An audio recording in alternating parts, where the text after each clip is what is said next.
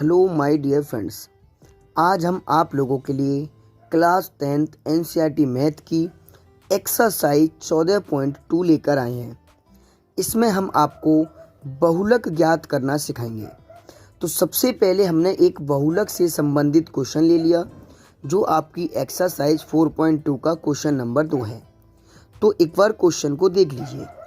Question ने बोला है निम्नलिखित आंकड़े 225 बिजली के प्रेक्षित जीवन काल, जो हमें जीवन काल दिया है वो घंटों में दे रखा है कि सूचना देते हुए, सूचना का मतलब हमें एक टेबल बनाकर दी है, उपकरणों का बहुलक ज्ञात करना है।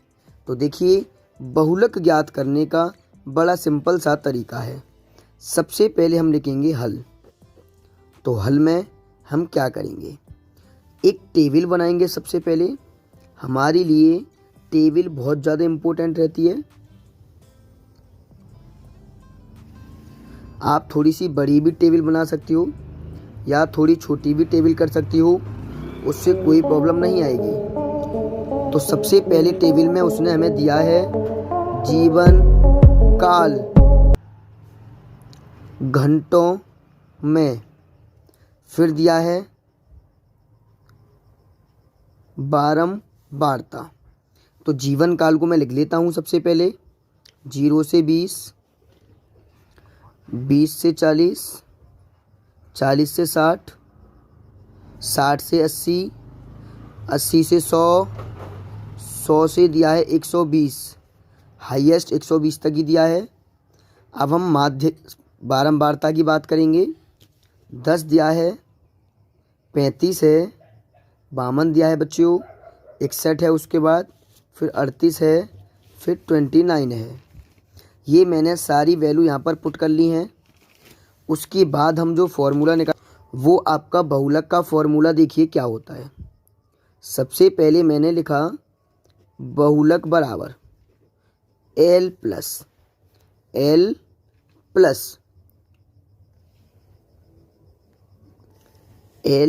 Plus F1 minus F0 upon 2F1 minus F0 minus F2 into H। ये होता है बहुलक का फॉर्मूला। बहुत ज़्यादा इम्पोर्टेंट रहता है। आप सभी इस फॉर्मूले को याद कर लीजिए, पेपर में इससे रिलेटेड क्वेश्चन ज़रूर आता है। तो अब हमारे पास L होना चाहिए, F1 होना चाहिए, F0 होना चाहिए और H होना चाहिए। ये जो F के बराबर में 0 दिख रहा है, जो F के साथ, इसको 0 नहीं कहते, इसको कहते हैं नॉट, यानी F0 कहते हैं। अब ये सारी वैल्यू हमें प्राप्त कहाँ से होंगी, तो आइए इस क्वेश्चन की बारंबारता पर जो आपने टेबल बनाई है। तो ये रही आपकी बारंबारता, देख लीजिए ऊपर से। बारंबारता में सबसे बड़ी संख्या कौन है, तो सबसे बड़ी आएगी आपकी 61।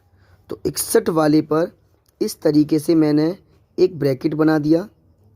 तो क्योंकि 61 हमारा बारंबारता में सबसे बड़ा है, तो इसको नाम देते हैं F0।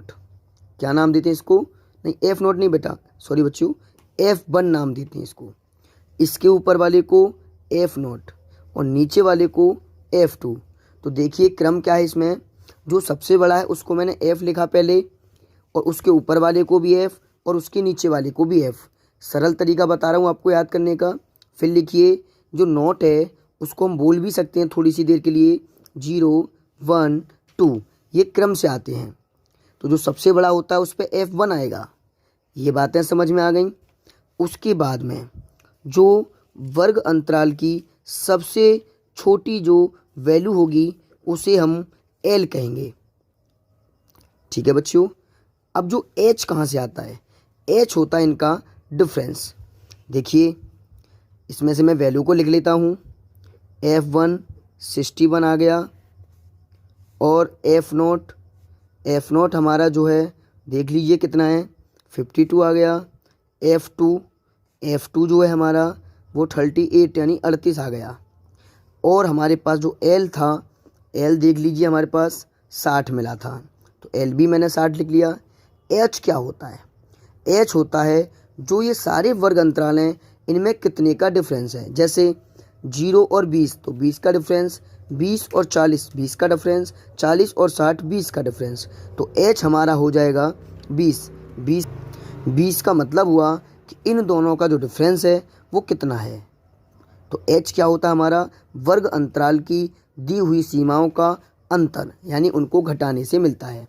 तो देखिए l आप लोगों को दिखाई भी दे रहा होगा, 60 लगा दिया मैंने, प्लस f1 है आपका 61, माइनस f0 है आपका 52, एक लाइन कर दीजिए, 2 गुणा f1 आपका 61 है, माइनस f0 देख लीजिए, f0 आपका 52 है, माइनस f2 देख लीजिए, f2 आपका 38 है। इतनी बात आपको समझ में आ गई होगी। उसके बाद देखिए 60 प्लस 61 में से जब हम 52 को घटाएंगे तो हमारा 9 बचेगा।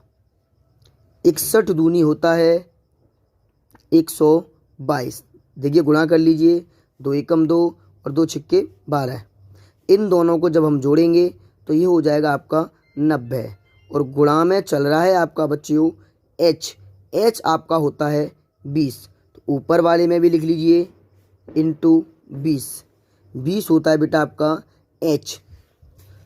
तो देखिए थोड़ा सा आगे चलते हैं। अब 60 l प्लस लगाया, ये बचेगा 9 तो ऊपर है, ये नीचे जब हम घटाएंगे तो ये हमारा बचकर आएगा आपका 32।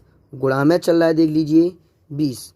तो ये आपका 4 के पहाड़े में आता है। तो काटिए, 4 अट्ठे 32 और 4 पंजे 20। इससे ज़्यादा ये नहीं कट पाएगा।